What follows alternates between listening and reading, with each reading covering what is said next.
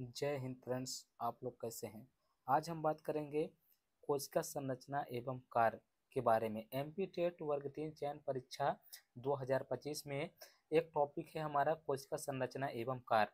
इसके अंतर्गत से जितने भी सारे क्वेश्चन बनने वाले हैं उन सभी क्वेश्चन का निचोड़ में लेके आगे हूँ आप लोगों के सामने। तो 9 अक्टूबर फर्स्ट शिफ्ट में इससे संबंधित जो भी क्वेश्चन बनेंगे इससे बाहर नहीं जाएंगे।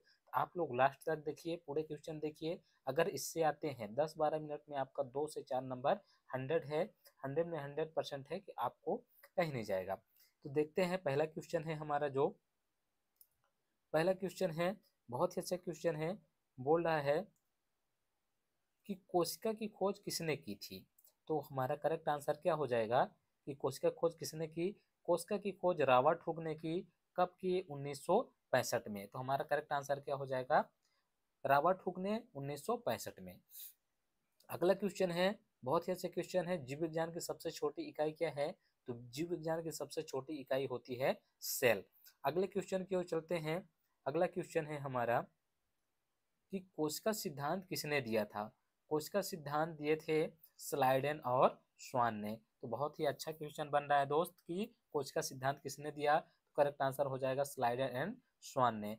कोशिका का नियंत्रण केंद्र क्या कहलाता है? कोशिका को जो नियंत्रण करता है उसे हम लोग क्या कहते हैं? नाभिक कहते हैं, इंग्लिश में न्यूक्लियस। अगले क्वेश्चन की ओर चलते हैं। डीएनए कहाँ पाया जाता है? डीएनए नाभिक में पाया जाता है, इन न्यूक्लियस। अगले क्वेश्चन की ओर चलते हैं दोस्त, जल्दी जल्दी देखेंगे क्योंकि समय कम बचा हुआ है और बहुत फास्ट तरीके से 2x में हम लोग देखेंगे बिना 2x किए हुए। चलिए देखते हैं अगले क्वेश्चन की ओर। अगला क्वेश्चन है हमारा बहुत ही अच्छा क्वेश्चन है। क्या बोल रहा है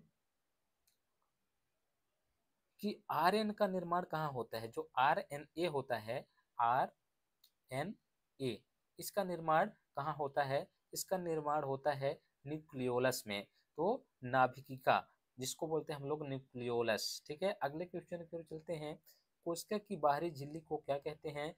कोशिका की बाहरी झिल्ली को बोलते हैं कोशिका झिल्ली या फिर सेल मेम्ब्रेन। ठीक है, जो आपको अच्छा लगे याद कर सकते हैं। कोशिका की बाहरी झिल्ली को हम लोग बोलते हैं कोशिका झिल्ली या फिर सेल मेम्ब्रेन। करेक्ट आंसर है हमारा। अगले क्वेश्चन की ओर चलते हैं। पादप पादप कोशिका में अतिरिक्त रूप से क्या पाया जाता है और जंतु कोशिका में नहीं पाया जाता है?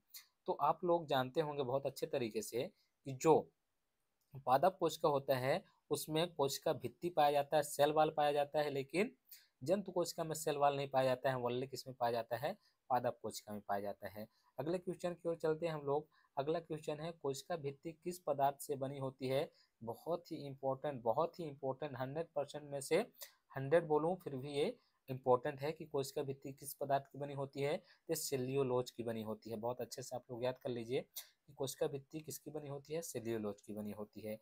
अगले क्वेश्चन की ओर चलते हैं। अगला क्वेश्चन है हमारे पास, बोल रहा है कि माइटोकॉन्ड्रिया को क्या कहा जाता है? तो माइटोकॉन्ड्रिया को और क्या कहा जाता है? तो माइटोकॉन्ड्रिया को कोशिका का विद्युत गृह कहा जाता है, यानी कि powerhouse of the cell कहा जाता है। बहुत ही अच्छा क्वेश्चन है मेरे फ्रेंड्स।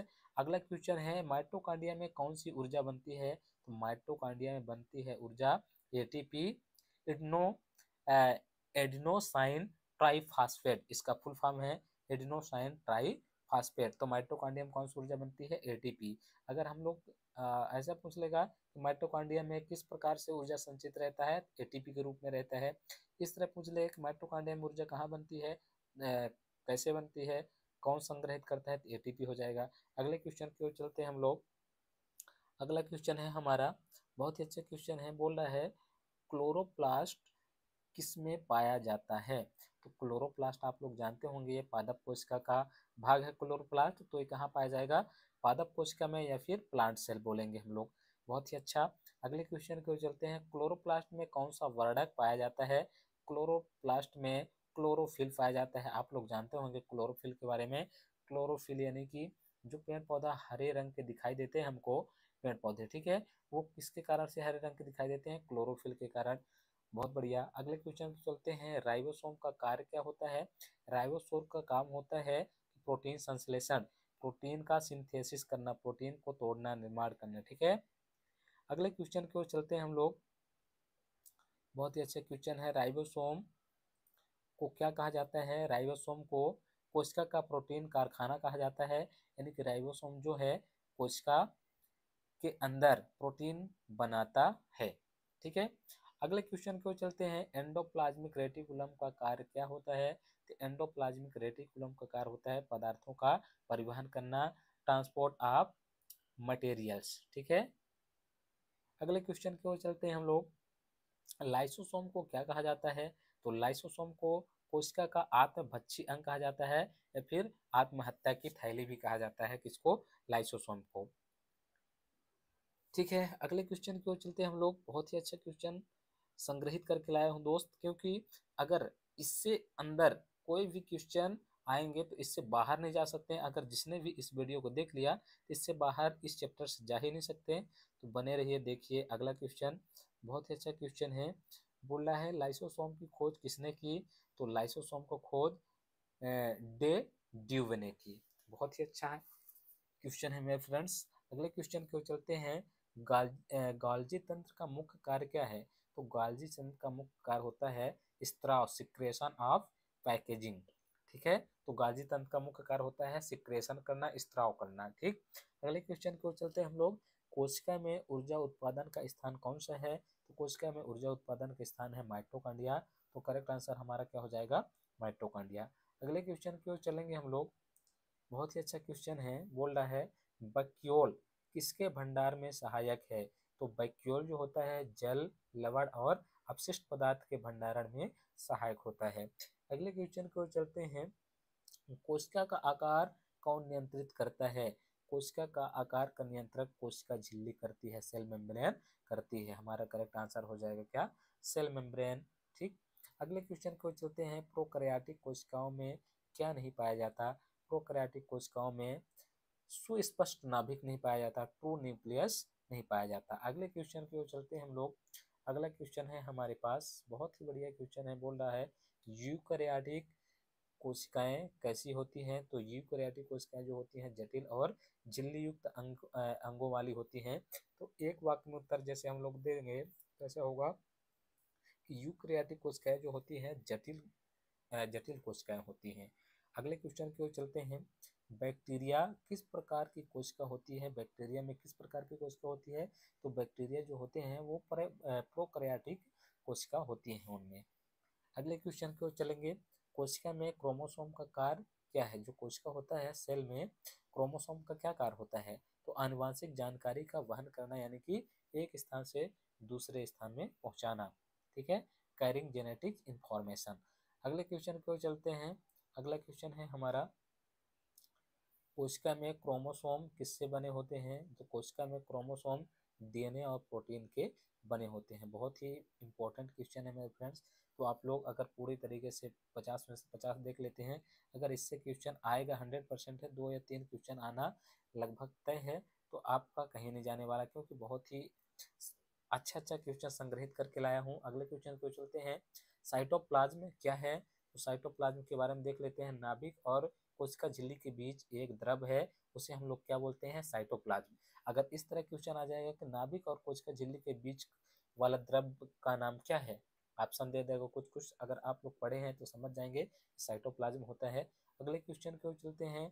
अगला क्वेश्चन है हमारा, कौन सा अंगाणु केवल पादप कोशिकाओं में पाया जाता है? तो क्या हो जाएगा हमारा? क्लोरोप्लास्ट। अभी हम लोग पढ़े हैं जो क्लोरोप्लास्ट होता है केवल पादप में ही पाया जाता है। कोशिका विभाजन के दो प्रकार कौन से हैं? कोशिका विभाजन के दो प्रकार है, माइटोटिक और मियोटिक डिवीजन, जिसको बोलते हैं मियोसिस एवं माइटोसिस। ठीक है, अगले क्वेश्चन की ओर चलते हैं हम लोग। माइटोटिक विभाजन को क्या कहा जाता है? माइटोटिक विभाजन को सम विभाजन, और एक होता है ये मियोटिक वाला समद्विभाजन।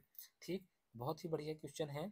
बोल रहा है कि माइटोटिक माइटोटिक विभाजन को क्या कहा जाता है? तो समान विभाजन बोला जाता है, इक्वलेशन डिवीजन। और मियोटिक विभाजन को क्या कहा जाता है? तो अपचय विभाजन। इसको बहुत ही अच्छा क्वेश्चन है मेरे फ्रेंड्स। तो आप लोग मियोटिक और मियोसिस अच्छे से पढ़ लीजिएगा तो समझ में आ जाएगा। अगले क्वेश्चन की ओर चलते हैं।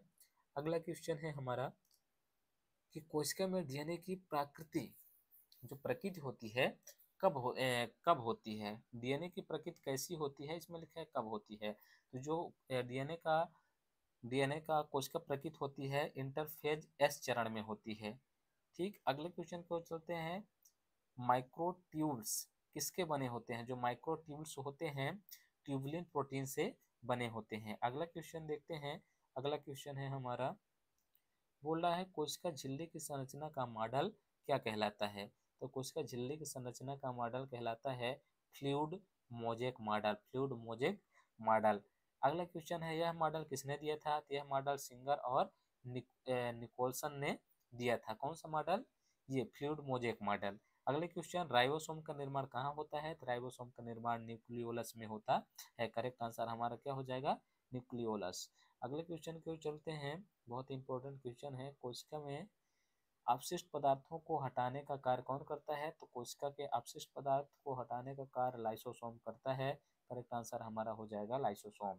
सेंट्रियोल किस प्रकार की कोशिकाओं में पाया जाता है। तो सेंट्रियोल केवल पशु कोशिकाओं में पाया जाता है। बहुत बढ़िया, अगले क्वेश्चन की ओर चलेंगे हम लोग।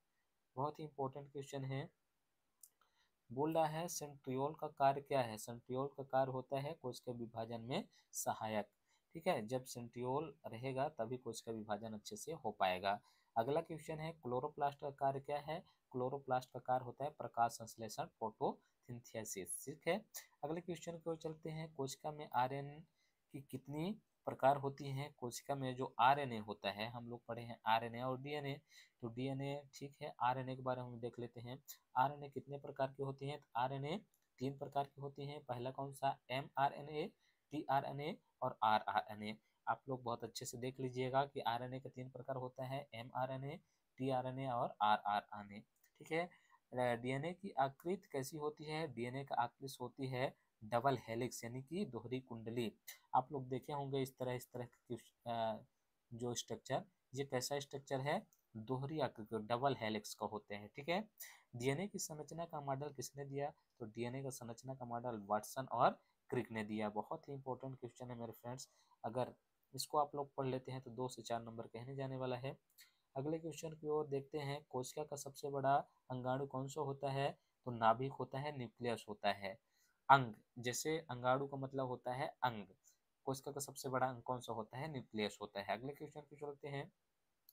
कोशिका का सबसे छोटा अंग कौन सा है। अंग, यहाँ अंगाणु लिखा है, इसको हम लोग बोलेंगे अंग। अंग कौन सा होता है, तो राइबोसोम होता है। कोशिका का सबसे छोटा अंग कौन सा, राइबोसोम। अगले क्वेश्चन की ओर चलेंगे। बहुत ही इंपॉर्टेंट क्वेश्चन है, बोल रहा है कि पादप कोशिका में कौन सा रस पाया जाता है। तो पादप कोशिका में जो रस पाया जाता है, कोशिका द्रव्य, सेल सैप। कोशिका में ऑक्सीजन का उपयोग कहाँ होता है। कोशिका में ऑक्सीजन का उपयोग होता है माइटोकॉन्ड्रिया में। सभी जीव कोशिकाओं से बने हैं, यह सिद्धांत किसका है। यह सिद्धांत है कोशिका सिद्धांत का, और किसका होगा। ठीक है, जीवों में जीवन क्रियाओं का मूल आधार क्या है। कोशिका की संरचना और कार्य। जीवों में जीवन क्रियाओं का मूल आधार क्या है, कोशिका की संरचना और कार्य। बहुत ही इंपॉर्टेंट क्वेश्चन है मेरे फ्रेंड्स। आप मिलते हैं अगले वीडियो में, तब तक के लिए थैंक यू सो मच।